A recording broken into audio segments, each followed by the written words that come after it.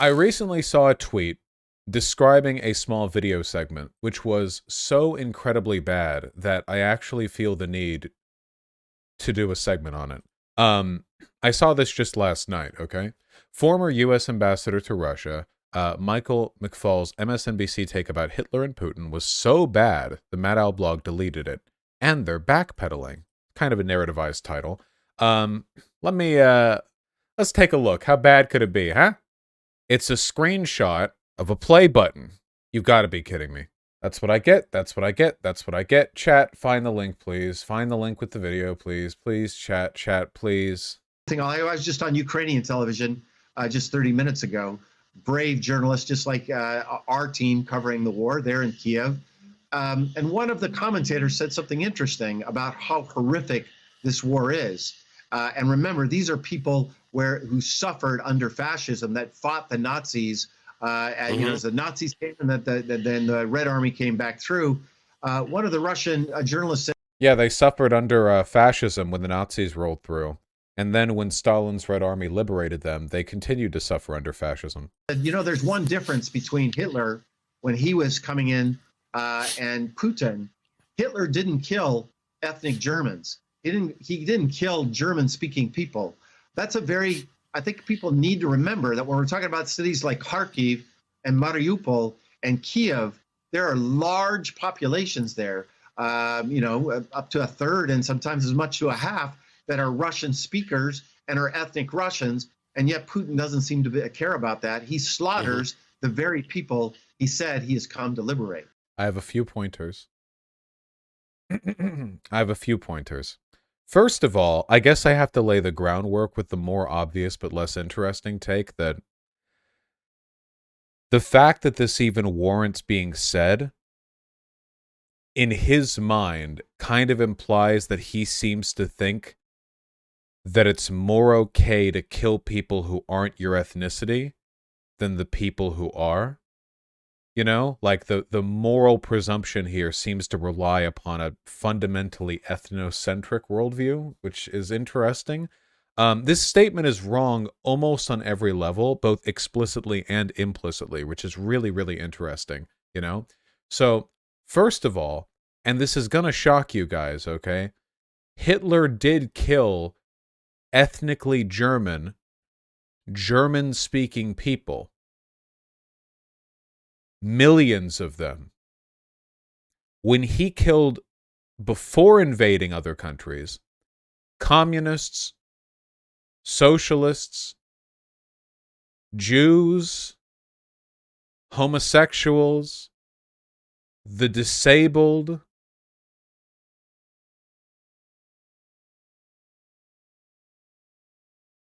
in Germany, and the Roma too. Well, I think Romani people would consider themselves ethnically distinct from German people, even though they speak German, right? I'm getting to that. Don't worry. We have like 20 levels to get at here, okay? Maybe some of them consider themselves ethnically German. But yeah, they're sub-German. Yeah, okay. Anyway, Hitler did kill those people. They did die. There were also, of course, all of what he might consider I don't know what we mean by ethnically German. It's just weird because the presumption here seems to be that the Jews living in Germany weren't ethnically German, which a lot of them were. Not all of them, but a lot of them were. Quite a lot. It seems like the implication here is almost like a kind of apologia for Hitler and the Holocaust, right? Because in the same statement, we have a kind of presumed ethnocentrism, where the idea is like it's worse to kill your own ethnicity, but then we have the implicit acknowledgement that Jews living in Germany aren't ethnically German, which, to be sure, not all of them were, but I imagine many of them did feel that way, you know? Judaism is a cultural, ethnic, and religious moniker. It's kind of a blanket thing, right? Like, there are people who are, like, for example, in Beverly Hills, you know, ethnically, not they all, but a lot of them consider themselves Persian, which they distinguish themselves from Iranians because the Iranian government is anti-Semitic and pro-Muslim. So they call themselves Persian to align themselves with a previous point in that country's history. Religiously, they're very Jewish. Ethnically, they consider themselves, Persian. Culturally, many of them are American. There's a lot of variability there. There were plenty of ethnically German-speaking Jews in Germany at the time. Yeah, very strange implication. I think I want to listen to this again. I feel like, if anything, what this little video clip does is it reveals how shallow the criticisms of Hitler from the liberal perspective are, This is almost like the liberal equivalent of Candace Owens' Hitler didn't do anything wrong until his ambitions stepped outside of Germany. Nazis, as the Nazis came and then the Red Army came back through, one of the Russian journalists said, there's one difference between Hitler when he was coming in and Putin. Hitler didn't kill ethnic Germans. He didn't kill German-speaking people.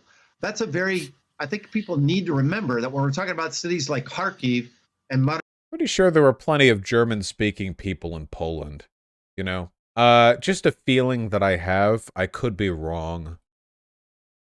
Also, there were plenty of German-speaking people in Germany who he also killed. Anyway. Mariupol and Kiev, there are large populations there, up to a third and sometimes as much to a half that are Russian speakers and are ethnic Russians. And yet Putin doesn't seem to care about that. He slaughters the very people he said he has come to liberate. Yeah, this is a kind of Hitler apologia, not by defending Hitler, but by implicating Putin in language that sort of lightens the moral weight of what Hitler actually did. I mean, is that really like the greatest moral crime? I mean, seriously, like the thing that he's describing is this great evil that Hitler never even trenched into doing, which he did, of course. But the great evil here is killing people who are ethnically yours and speak your language. Wouldn't that mean that when we had the Civil War and, Byrne and Sherman went down to the land of traitors,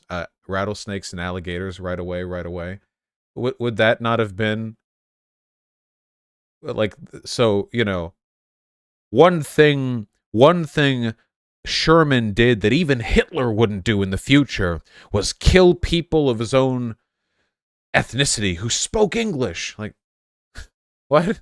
What about the Revolutionary War? What? Like, it's what this comes across to me. Like, to me, it fundamentally comes across as just a desperation to find any avenue from which to criticize Putin in the strongest language possible. And in so doing, we have to pull out the Hitler analogy. And therefore, we really do cheapen and sort of absolve Hitler in a lot of respects with this language. It also kind of reveals how incapable this guy in particular is of really criticizing Putin. If his main criticism is something the U.S. did during the Civil War, I mean, then is that really a fundamentally bad thing?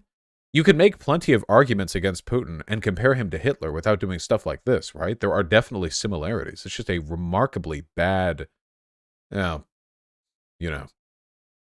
Anyway, it's dumb. Well, they're getting appropriately lambasted for all of this. So that's good.